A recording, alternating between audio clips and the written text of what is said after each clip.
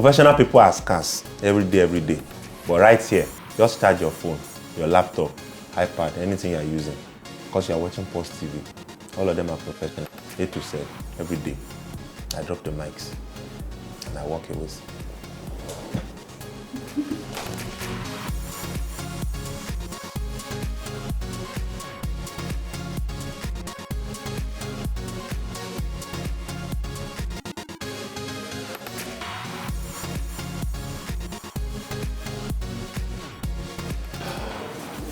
Frank Donga is my alter ego.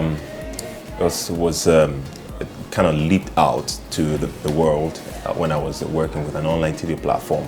So, being passionate about unemployment and just being the crazy weird me working, because I worked as a camera person and video editor then. So, I would say stuff for my friends. Mo and Femi would roll on the floor and say, this is so funny. And I would say, you know what, this is some stuff we could record later. And that particular day, I happened to be wearing that pink shirt and that tie to work. And I said a couple of things and they kept laughing. I said, you know what, guys, we said it for too long. Grab the camera, let's record something now. And basically that was how it came to what you guys see, what it came to the world. But before then, I would do just my crazy stuff the way I do now, you know, in class, way back in school. And I didn't really think there was anything odd about it. I mean, my friends liked it, but as soon as social media was born, or I knew about social media, it was a whole different ballgame entirely.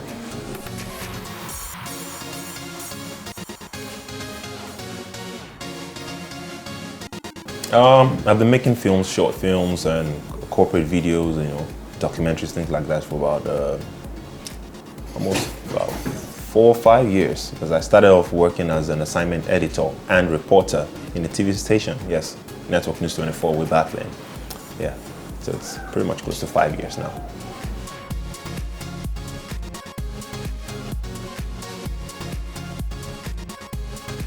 Well, even in the newsroom, because the newsroom can be pretty intense, so we needed to stay sane. I would do my crazy thing, and my friends back at the station now watching this would probably agree with that. You know, we'll just crack each other up, and it was just normal life for me, you know, because it's not everything that somebody know that you can do now that press button somebody's mind, another person's mind. So that's the thing, because at that time we just used to coagulate together in the newsroom, then we should have bangu and rub neck to head with each other.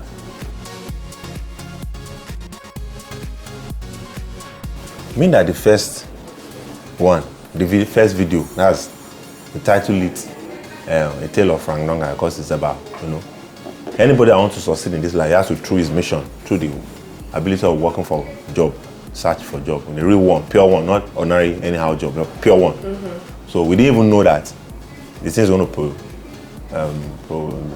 proliferate the itself through the internet, but we just do the thing, we just throw it out, you know, like newspaper that they didn't use again, just throw it out. We didn't know that anybody, that I think somebody wants to use latrine, somebody is doing like this then. We can continue.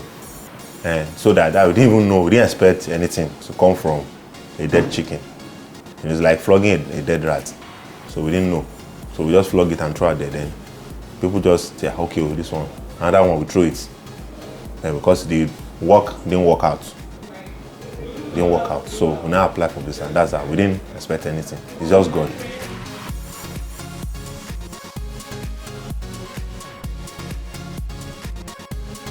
To be honest with you, the way people accepted and responded to the interview skit with the Frank Donga alter ego was really humbling. I didn't expect that kind of reaction, but for me, I'm a very critical person, especially with my work. So I was always telling myself and encouraging my crew then back at Inani TV that we needed to do more, you know, work harder. I was always trying to make it look more real, because the essence, the style of my humor and comedy itself was to project pseudo-reality. I wanted it to look as real as possible, and I wanted to embody that character, which, to be honest, I don't think I'm very far from in real life, you know. So, yeah, so it's complicated. But it's fun to know that I'm not the only crazy person around that. At least other professional people like me are watching.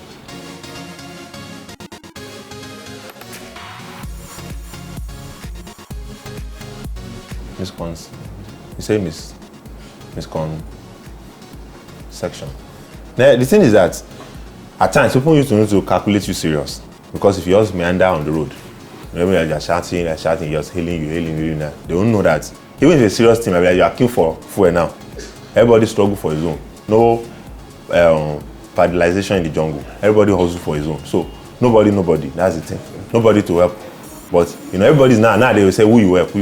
It's from long time ago. The question has always arose there that if you don't help anybody, you don't help anybody. So we are plenty looking for this job. So ask yourself now, how many people are you creating for a job? That's the thing.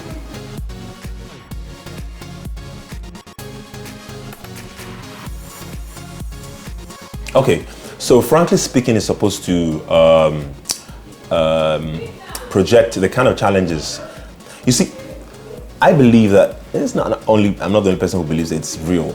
A lot of young people, once they leave school, try to get jobs and it doesn't work out. The next thing is, I need to travel out. Go to the UK, go to the US, to Germany, to South Africa. The grass is greener over there. I'm going to, fare better there. And from my experience and those of my friends, my family, I've come to understand that, and stuff I read online, of course, I've come to understand that it's not always the case just to rush out of the country without any proper planning. You might have a worse experience than you're having right now in the country, in Africa or Nigeria, if you're watching from Nigeria. And so I wanted to let people understand that even if you wanted to migrate out of the country in search of a better life, you needed to have a proper plan. Because I had one too many stories of young people who didn't have proper qualification. They traveled out, they didn't have proper connect, they didn't know how to go about it, and they got stranded where they were. I've heard the case of a medical doctor who quit his job here and was doing many jobs outside the country. So I wanted to encourage people to, first of all, count the cost, prepare properly if you need to, if you must travel out. Otherwise, there's a lot you can do in Nigeria, there's a lot you can do in Africa.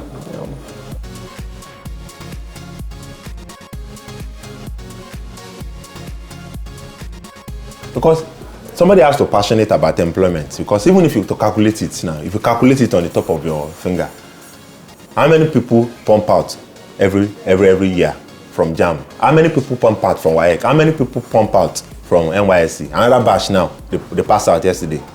They didn't discharge them, they just pass out. So if you calculate all these things together now, then how many jobs are they hiring every year? They're not dropping it back to back like he thought. Nobody is dropping it from federal to state to local government. So if they are not dropping this thing, all these hiatus of people that are pumping through the pipeline of educational institution, they have to synerge into one place. Because nothing. People are hungry and suffering. So that's the pain. So young people, they need to find something doing. So if they cannot find something doing for you, find something to do for yourself.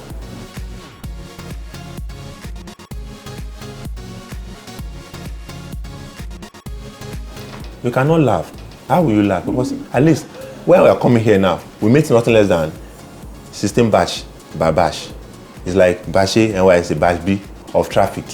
If you pass through all this thing on daily basis, there's no way you have to focus. It's about targeting your focus. So that's the thing. It's reality upon reality. To target it and move on.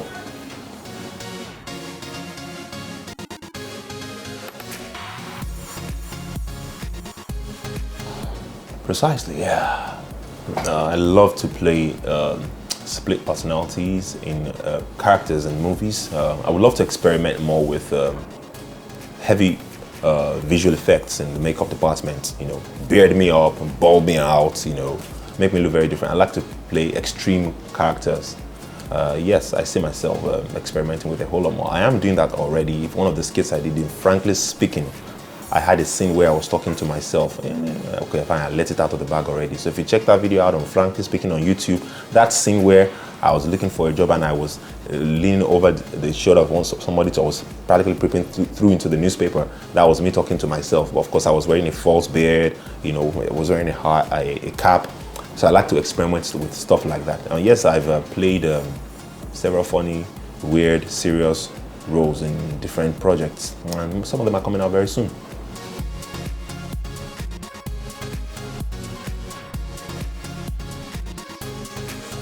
People around me inspire the gestures, the facial expressions, the grammatical construction that makes up Frank Donga, the character. So it's like a melange of, like a cocktail of different parts of people's mannerisms around me. So it's like a combination of everything. From my parents, my father has a very sarcastic thing going on, and my mother has the blankest expression when she's taking you for a ride. So yeah, and my friends, I have some very amazing friends. But so it's like a cocktail, like I said, of different people I've met. So practically everyone I meet inspires me, and I throw that in bits and pieces into the alter ego, and I build it up and spread out, tilted to the right and to the left as we go along. And you know, Frank, there's a Frank in all of us, because anybody can mess up.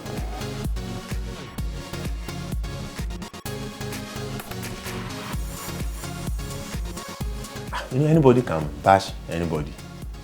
Maybe it's to charge phone and put credit. Then if you know that, okay, oh, the person bashing me, he just enjoy himself, they enjoy them too.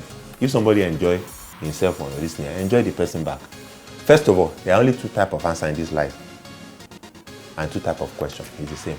Only two types of question in this whole life. Any amount you go to school, if you go to any university in this world, there are only two types of question you must know. One, the question that they answer. Two, the question that they don't answer. It's not by force. If somebody throws something to you, you have to enter the one or two categories. The question you answer, or the question you don't answer. Just observe it. Professional people are scarce every day. But right here, just charge your phone, your laptop, iPad, anything you're using, because you're watching Post TV. All of them are professional, A to Z, every day. Running a task-getter for your destiny, to help your matter. I'm not a musician, but I run the rhyme. I drop the mics, and I walk away.